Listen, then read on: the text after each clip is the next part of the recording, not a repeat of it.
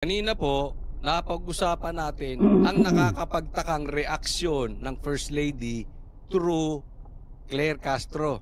Eto rin, nakakapagtaka rin to. Tingnan po natin.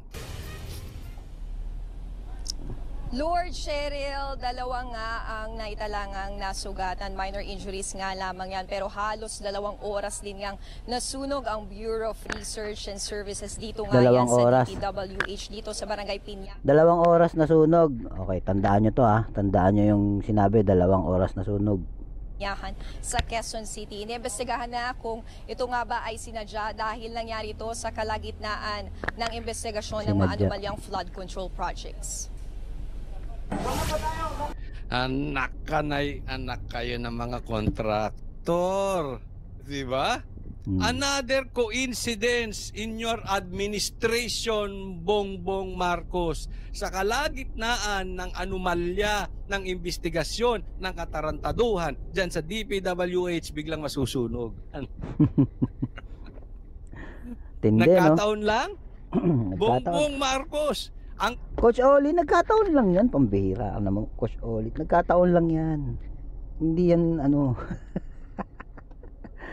Nakita ko sa Facebook kanina. Sabi, ang naging cause daw ng sunog, mayroong computer na sumabog. Di umano. May sumabog na computer. Sumabog lang ang isang computer na sunog ng 2 oras. Ha? Ay, naku, computer, sumasabog ba yun?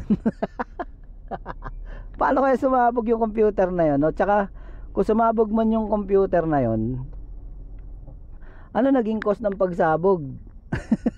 Ina. Putang ina. Anong ginagawa sa atin ng mga ano na to? Ay nako. Lupit.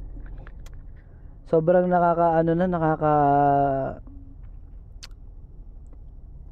hindi mo alam kung matatawa ka o magagalit ka o kung ano ng emosyon yung i-apply mo sa nangyayari dito sa natin, sa gobyerno natin. At nabanggit pa dito, sabi daw ni Obvious Man Bonying Remulla na inutusan niya daw ang NBI tsaka Bureau of Fire ng naging cause ng sunog. Nakita nila computer daw na sumabog. Computer na sumabog. Hindi ko magets kung paano sasabog ang computer. Putang ina. Computer technician ako eh. Paano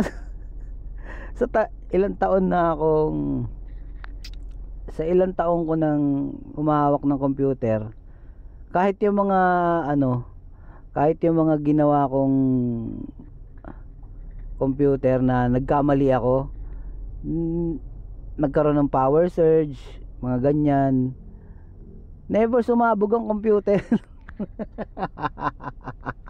Putang ina, computer sumabog. Ay nako po, inang kong Pilipinas, ano na nangyari sa iyo? Naiiyak na ako. Sana kung mag-isip kayo ng dahilan yung hindi naman yung nakakabobo o taragis naman ginagawa nyo kaming tanga eh. Sana yung inisip nyo yung dahilan yung sumabog yung fuse box. Yun, pwede pang mangyari yun eh. O kaya yung microwave sumabog, o kaya LPG, may sumabog na LPG. Putang ina, computer, hindi sumasabog yan. Kahit anong short circuit gawin mo dyan, hindi sasabog yan.